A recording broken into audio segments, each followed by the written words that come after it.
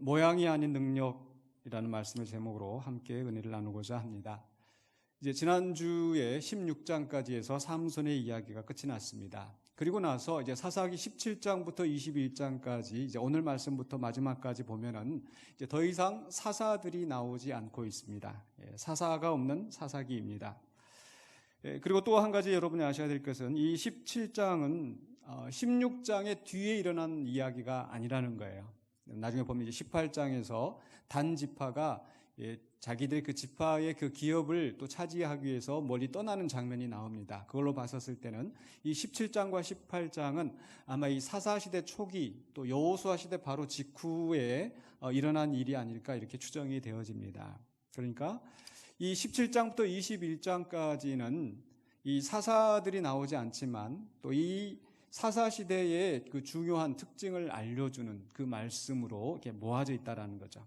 그래서 이 사사기 17장부터 21장은 이 사사기의 결론이다, 이렇게 접근할 수 있겠습니다. 그리고 이 결론에 정말 핵심적인 이 사사기가 전달하고자 하는 핵심적인 주제가 들어있기 때문에 우리가 이 말씀을 좀 진지하게 살펴볼 필요가 있습니다.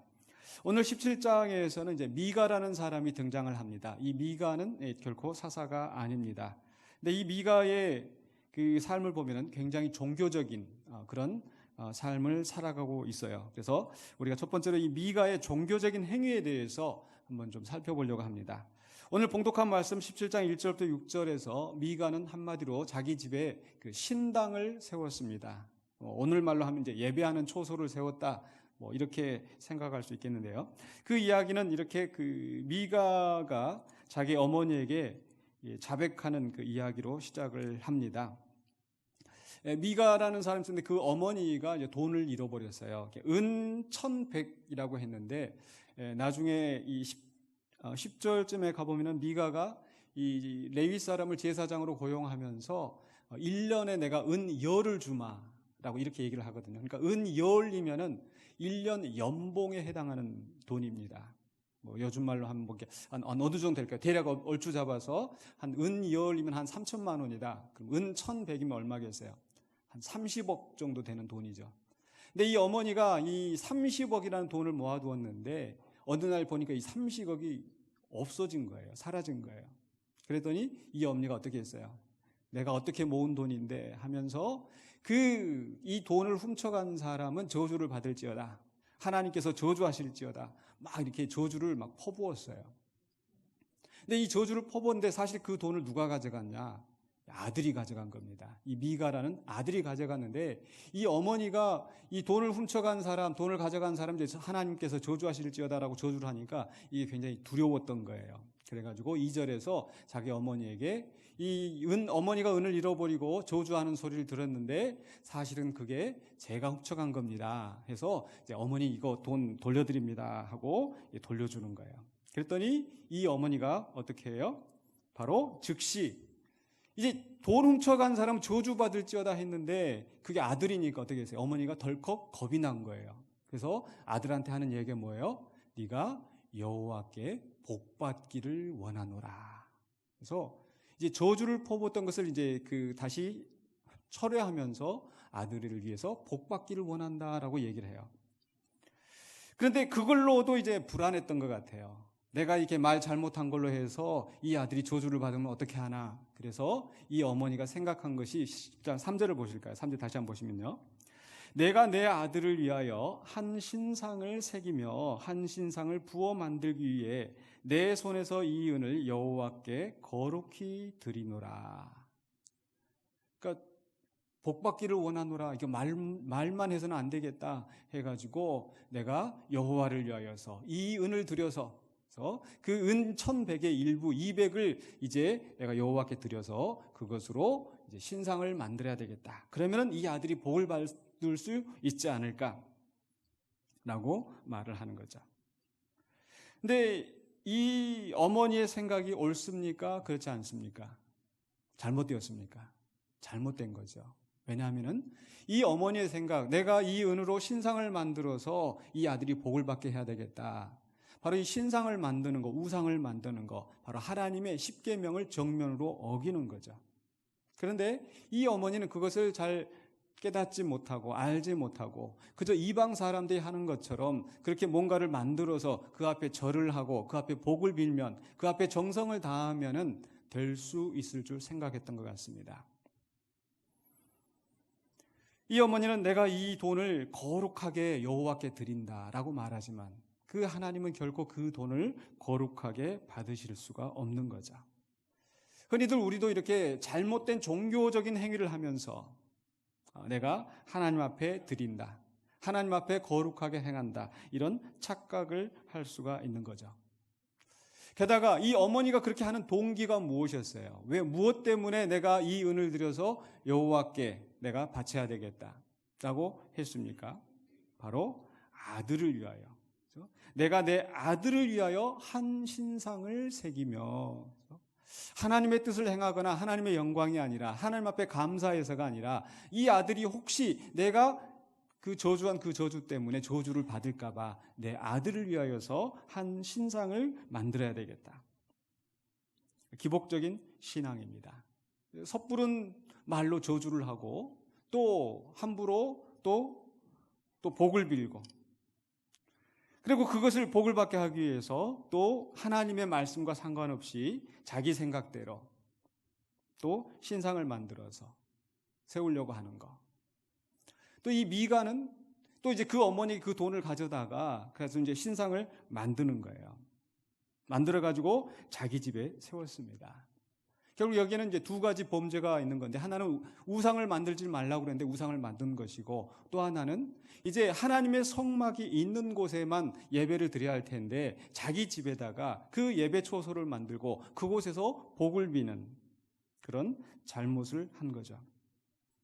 거기다가 한술 더 떠서 17장 5절에 보니까 이렇게 기록되어 있어요. 그 사람 미가에게 신당이 있으므로, 신당만 있으면 뭐하냐.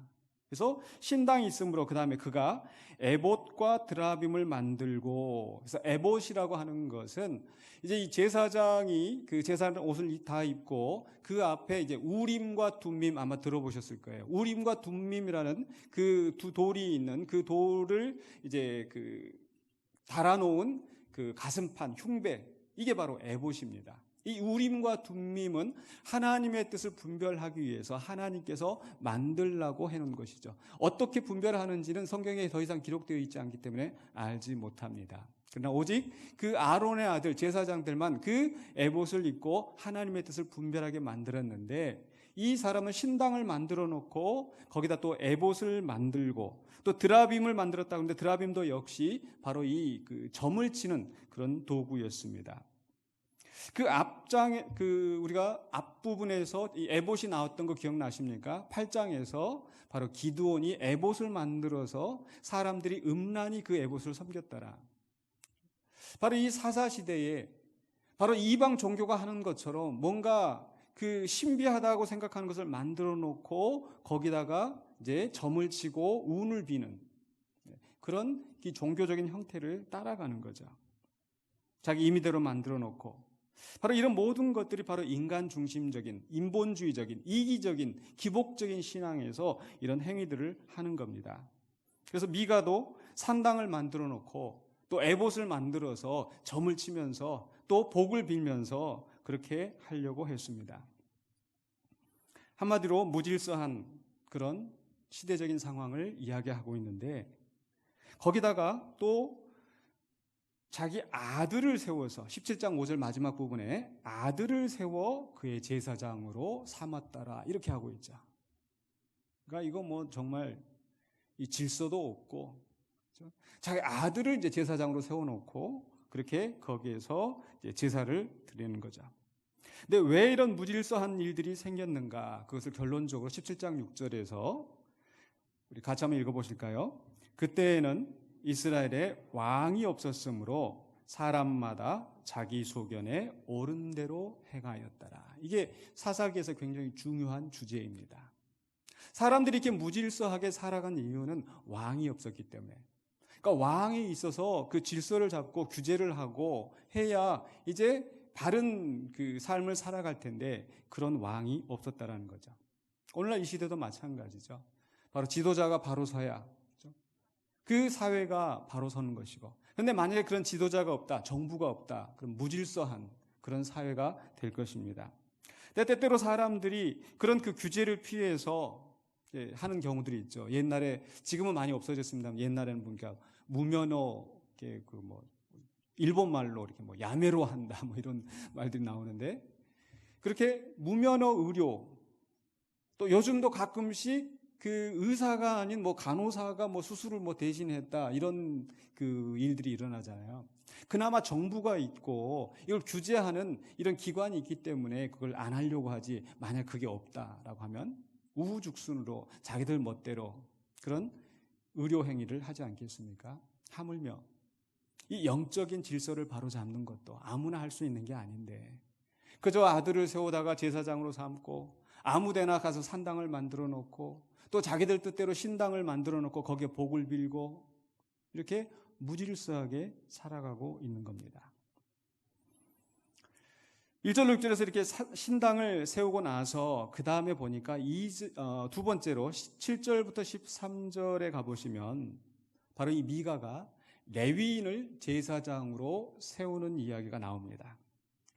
7절에서 이제 유다 베들레헴의 한 레위인이 이제 소개되어지는데, 이 레위인이 거주할 곳을 찾아다니다가 바로 미가의 집까지 왔습니다. 미가의 집에 와서 보니까 서로 이제 그 이야기를 하면서 소개하면서 또 같이 식사라도 하면서 대접이라도 하면서 하다 보니까, 당신 누구냐? 내가 레위인인데 지금 거주할 곳을 찾고 있다. 그러니까 바로 이 미가가 귀가 솔깃한 거예요. 야, 레위인을 만났는데 이게 또 하나님이 보내신 귀인이 아닌가, 아마 그런 생각을 했을 것 같아요. 그리고 그래서 10절에 보니까 이 미가가 이 레위인에게 이제 제안을 하는 거예요. 내가 나와 함께 거주하며 나를 위하여 아버지와 제사장이 되라. 내가 해마다 은열과 의복 한 벌과 먹을 것을 주리라 하므로 그 레위인이 들어갔더라.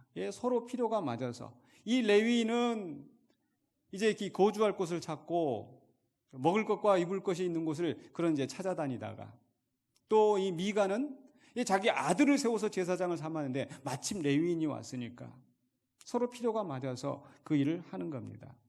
근데 여기서 문제가 있는 것은 레위인이라고 해서 아무나 제사장이 될 수는 없었습니다. 누구만 제사장이 될 수 있어요? 레위의 자손 가운데서도 아론의 아들들만. 그럼 레위인인데 아마 아론의 아들일 수도 있지 않는가? 그렇지 않습니다. 나중에 18장 30절에 보면은요, 단 자손이 자기들을 위하여 그 새긴 신상을 세웠고 모세의 손자요 게르솜의 아들인 요나단과 그의 자손은 단지파의 제사장이 되어, 그러니까 바로 이 레위인이 누군가가 이제 나타나는 거예요. 그래서 이 레위인은 누구냐면은 모세의 손자 게르솜의 그 자손이라고 했잖아요. 그러니까 아론의 아들들이 아닌 거예요. 제사장이 되면 안 되는 사람이에요. 근데 레위인이니까, 그래도 친척이니까 제사장 되라, 이렇게 했겠죠. 근데 바로 이 미가가 이 레위인을 제사장으로 만든 그 동기가 뭐였어요? 나를 위하여 아버지와 제사장이 되라예요. 그 어머니도 내 아들을 위하여서 이 은을 하나님 앞에 바치겠다. 미가도 나를 위하여 제사장이 되어달라. 오로지 자기만 사랑하고 자기 복을 빌고 그것을 위해서 열심히 종교적인 행위를 다 하는 거죠. 이기적이고 바로 기복적인 욕심으로 신앙생활을 하는 겁니다. 거기다가 그럼 이 제사장이 된 레위인은 또 어떠했는가? 11절 한번 보실까요?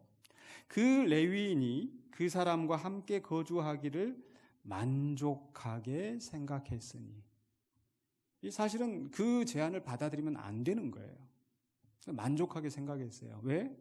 이는 그 청년이 미가의 아들 중 하나같이 됨이라. 미가의 아들 중 하나같이 되었다는 것은 그 집에서 마음껏 먹고 마시며 편안하게 살게 되었다는 거죠. 참 아이러니한 게 앞부분에 5절에서 보면은 자기 아들을, 미가가 아들을 제사장으로 삼았잖아요. 근데 이제 11절에 보니까 제사장을 누구같이? 아들같이 대했다는 거. 그만큼 융숭하게 대접을 했다는 말입니다. 이 레위인이 그런 제안을 받아들여서도 안 됐었고, 또 그렇게 물질에 끌려서 그렇게 따라가서는 더더욱 안 됐었습니다. 레위인은 해야 되는 일이 백성들 가운데서 말씀을 바로 가르치고 또 제사장을 보좌하면서 그런 일들을 했어야 했습니다. 근데 레위는 바른 가르침이 아니라 자기 물질의 욕심, 자기 욕심을 따라갔습니다. 그래서 자기에게 대접해 주니까 그 대접하는 사람의 말을 듣고 따라간 거예요.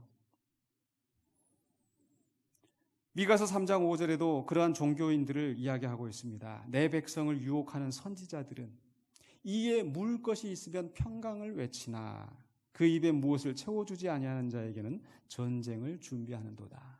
뭔가 대접하고 잘해주고 하면은 그 사람 말에 따라가고, 목회자들도 그럴 수 있고요. 교회 안의 직분자들도 그럴 수 있고, 우리 성도 개개인들이 자칫하면 그런 함정에 빠질 수가 있습니다. 나한테 잘해주는 사람, 나랑 무슨 연관성이 있는 사람, 틀린 줄 알면서도 차마 거절하지 못하고 그저 따라가는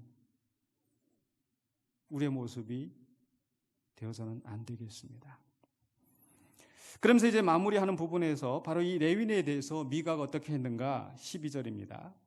미가가 그 레위인을 거룩하게 구별하매 그 청년이 미가의 제사장이 되어 그 집에 있었더라. 거룩하게 구별하였다. 아마 그 청년의 집을 따로 만들어주고 종들에게도 이곳은 거룩한 곳이니까 함부로 하지 말아라. 참 이것도 역시 앞에 어머니하고 이야기가 좀 중복이 되어지는 것 같아요. 어머니가 돈을 바치면서 내가 이 은을 여호와께 거룩히 바칩니다. 아들은 내가 이 레위인을 거룩하게 구별하였습니다. 입술로는 거룩함을 이야기하지만 사실은 하나님의 말씀에 어긋난 것인 줄도 모르고 거룩을 이야기합니다. 자칫하면 우리도 그럴 수가 있어요. 교회 안에서 거룩을 이야기하는데 여러분, 이 단은 거룩한 곳입니다. 여러분, 목사는 거룩한 사람입니다. 주의 종입니다. 이런 틀을 만들어 놓고 성도들을 미혹하게 할 수가 있다라는 거죠. 그런데 이렇게 거룩하게 구별한 미가의 동기가 뭐였어요? 마지막 절 13절입니다. 이에 미가가 이르되 레위인이 내 제사장이 되었으니 이제 여호와께서 내게 복 주실 줄을 아노라 하니라. 그러니까 이 모든 종교적인 행위의 동기가 결국은 뭡니까? 내가 이제 복 받겠지? 헌금을 하는 것도, 예배하는 것도, 기도하는 것도, 봉사하는 것도 그저 복 받기 위해서. 그전에는 아들을 제사장으로 세웠더니 뭔가 찜찜했는데 이제는 그래도 레위인을 제사장으로 세웠으니까 이제 하나님 내게 복을 주시겠지. 그 아들을 위해서 복을 비는 어머니나 내가 복을 받기를 원하노라 했던 어머니나 복 받기 위해서 레위인을 제사장으로 세운 미가나 다 또 거기다가 거기에 같이 동조한 이 레위인이나 다 똑같은 사람들이죠. 과연 여러분 이 미가가 복을 받을 수 있을까요? 나중에 보면 18장에 이제 가서 보면은 결코 복을 받지 못합니다. 복을 받으면 그게 잘못된 거죠.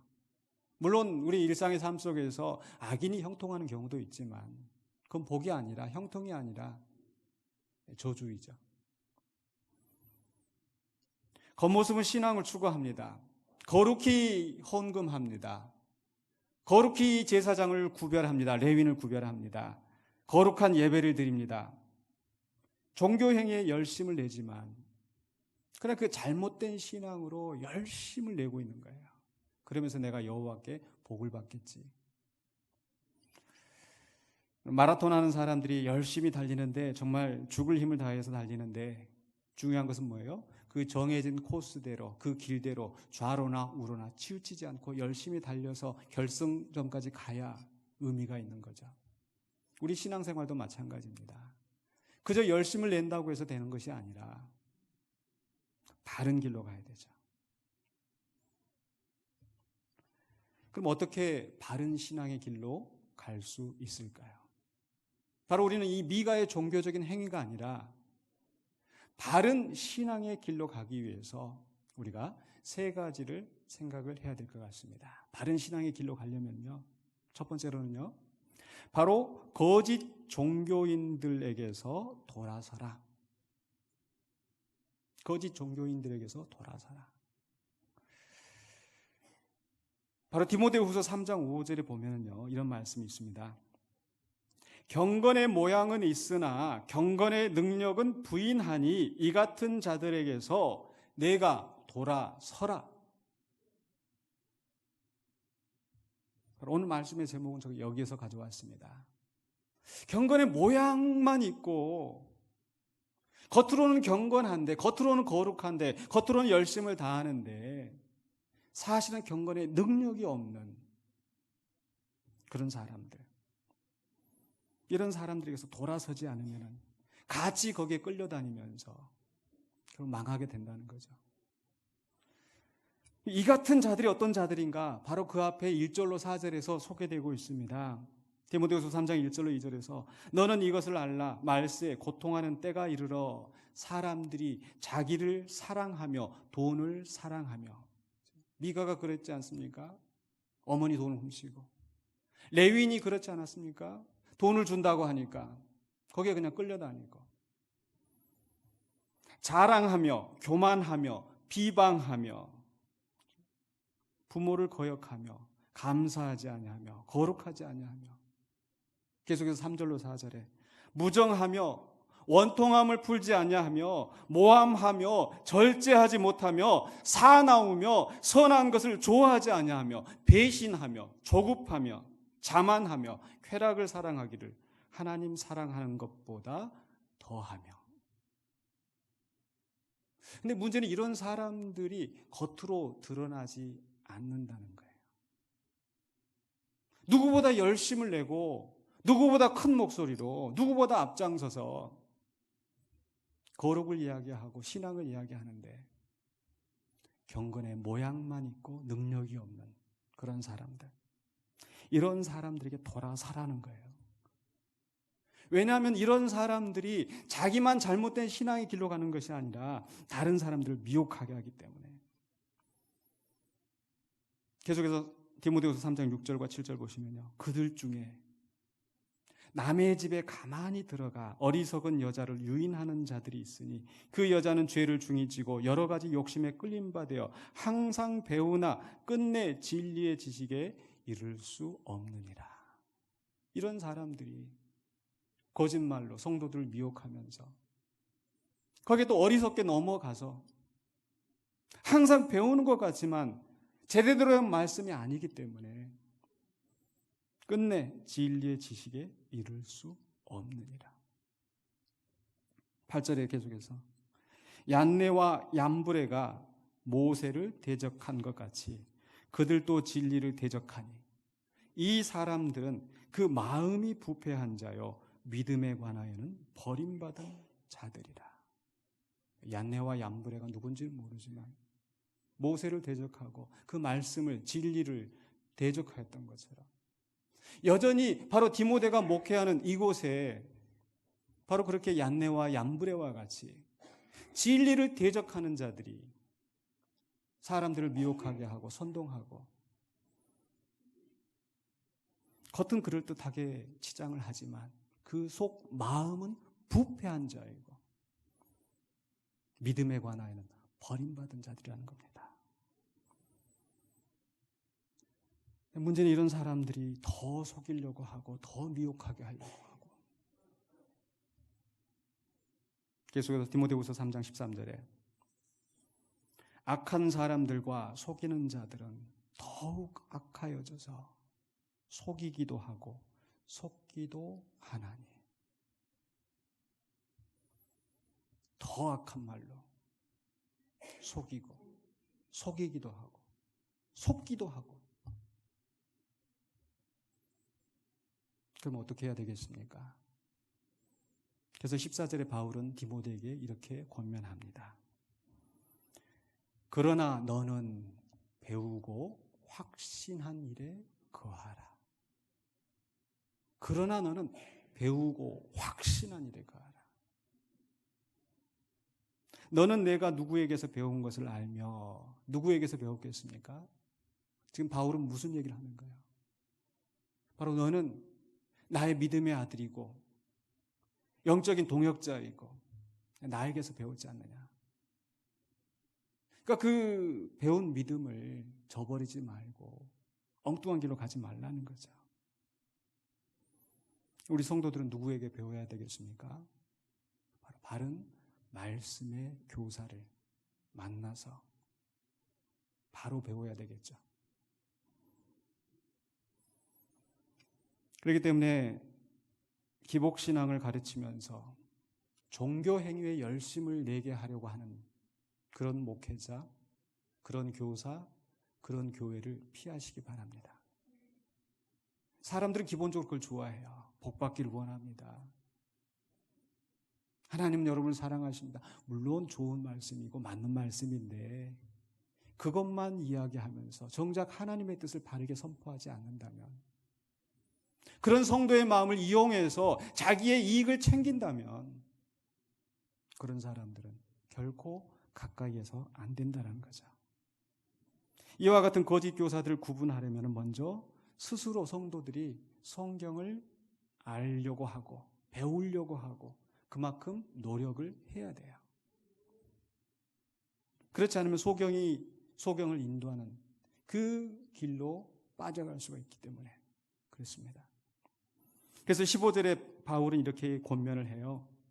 또 어려서부터 성경을 알았나니.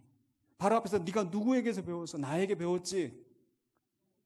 근데 나뿐만이 아니라 네가 어려서부터 성경을 알고 있잖아. 성경은 능히 너로 하여금 그리스도 예수 안에 있는 믿음으로 말미암아 구원에 이르는 지혜가 있게 하느니라. 성경에는 뭐가 있어요? 구원에 이르는 지혜가 있어요. 다른 말로 하면은 경건의 비밀이라고 표현을 하고 싶습니다.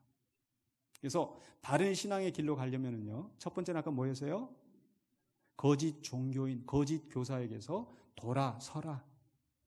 돌아서고 어떻게 해야 돼요? 두 번째로는요, 경건의 비밀을 가지라.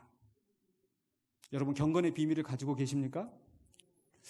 경건의 비밀이 뭘까? 저는 바로 이 바울이 또 역시 디모데에게, 바로 디모데 전서에 그 얘기를 하는데, 바로 집사의 자격을 이야기하면서 이런 얘기를 합니다. 디모데 전서 3장 8절로 9절에서 이와 같이 집사들도 정중하고 일구이연을 하지 아니하고 술에 임박이지 아니하고 더러운 일을 탐하지 아니하고 깨끗한 양심에 믿음의 비밀을 가진 자라야 할지니. 여러분, 여기 집사님들 많이 계시네요. 권사님도 계시고 장로님 계시고. 믿음의 비밀을 가지고 계세요? 도대체 믿음의 비밀이 뭔가? 바로 3장 16절에 크도다 경건의 비밀이요 그렇지 않다 하느니 없도다. 경건의 비밀이 뭡니까? 그는 육신으로 나타난 바 되시고 영으로 의롭다 하심을 받으시고 천사들에게 보이시고 만국에서 전파되시고 세상에서 믿음 받으시고 영광 가운데서 올려지셨느니라. 아멘. 그러니까 믿음의 비밀, 경건의 비밀이 무엇입니까? 예수 그리스도. 이 성경이 바로 예수 그리스도를 증거하고 있고, 우리는 이 성경을 통해서 구원에 이르는 지혜, 예수 그리스도에 대한 바른 복음을 우리가 받아들이고 예수님을 바로 알고 바로 믿어야 됩니다. 이게 경건의 비밀이에요. 그런데 자꾸 그 예수 그리스도를 이야기하는 것이 아니라 종교적인 행위를 이야기하고 엉뚱한 것으로 구별을 만들어서 성도들을 미혹하게 하고 성도들을 그 틀에 얽어매게 하고 복을 빌어준다고 하면서 엉뚱한 유혹을 하고,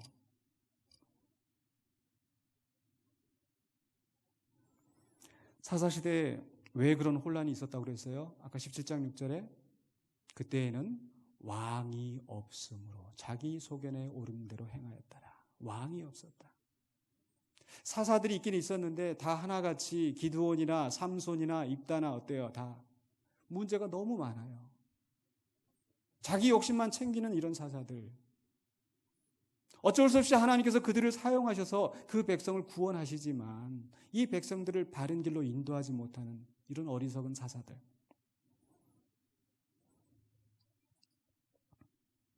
이 말씀은요, 사사기가 우리에게 보여주시는 것은 바로 이런 혼란을, 질서를, 이런 혼란을 막고 바른 질서를 세워가는 의로운 왕이 있어야 되겠다.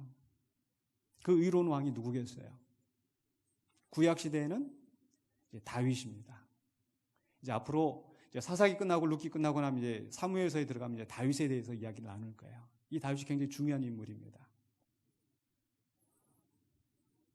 그런데 바로 이 다윗은 바로 예수 그리스도의 예표이고, 그래서 신약성경에 와서 예수 그리스도, 다윗의 아들, 다윗의 자손, 메시아, 그분이 우리의 왕이 되신 줄로 믿습니다. 바로 그 예수님을 제대로 믿고 제대로 알고 그 예수님을 나의 왕, 나의 주로 모시지 않고 율법적인 신앙에 빠지고 자기 공로, 자기 복을 비는 기복신앙에 빠지는 그런 어리석은 길로 가지 않으시길 주의 이름으로 축원합니다. 물론 행위가 필요 없다는 말이 아닙니다. 바로 믿음의 기초를 바로 세우고 그 다음에 성경의 말씀을 따라서 순종하며 선한 일을 행해야 됩니다. 그래서 아까 디모데전 후서 3장 15절 바로 그 다음에 15절에서 구원에 이르는 지혜가 있게 하느니라 라고 한 다음에 16절 17절에 뭐라고 말씀해요? 여러분 들어보셨을 거예요. 모든 성경은 하나님의 감동으로 된 것으로 교훈과 책망과 바르게 함과 의로 교육하기에 유익하니, 같이 한번 읽어볼까요? 이는 하나님의 사람으로 하여 온전하게 하며 모든 선한 일을 행할 능력을 갖추게 하려 함이라. 말씀에는 능력이 있어요. 구원에 이르는 지혜가 있을 뿐만 아니라 그 말씀을 통해서 우리가 온전하게 되어지고 그 말씀으로 우리가 행할 수 있는, 선한 일을 행할 수 있는 능력을 갖추게 된다는 거죠. 그래서 바른 신앙의 길로 가려면은 세 번째, 경건의 능력을 갖추라. 아까 첫 번째는 뭐예요? 거짓 종교인에게서 돌아서라. 두 번째는 뭐였어요? 경건의 비밀을 가지라. 예수 그리스도를 바로 알고 믿어야 됩니다. 뭘 통해서요? 말씀을 통해서, 복음을 통해서. 세 번째로는요, 경건의 능력을 갖추라. 역시 무엇을 통해서요? 말씀을 통해서, 진리의 말씀을 통해서. 어떻게 하면 우리가 이 경건의 능력을 갖춘다고요? 바로 악한 자들의 미혹에서 돌아서서 진리의 말씀을 듣고 깨닫고 실천하면서 살아가는 것. 그것이 경건의 능력을 갖추는 길인 줄로 믿습니다. 우리 자신은 스스로 돌아봐야 됩니다. 그래서 내가 이렇게 매 주일마다 나와서 예배하고 또 헌금하고 기도하고 찬송하고 하고 있는데 과연 나는 경건의 모양만 갖추고 있는 건지 아니면 경건의 능력을 갖추고 있는 건지. 미가의 어머니나 미가나 레위인 청년이나 이들은 하나님의 말씀에는 관심이 없어요. 계명이 무엇인지 알지도 못해요. 그저 종교적인 행위만 열심히 하면서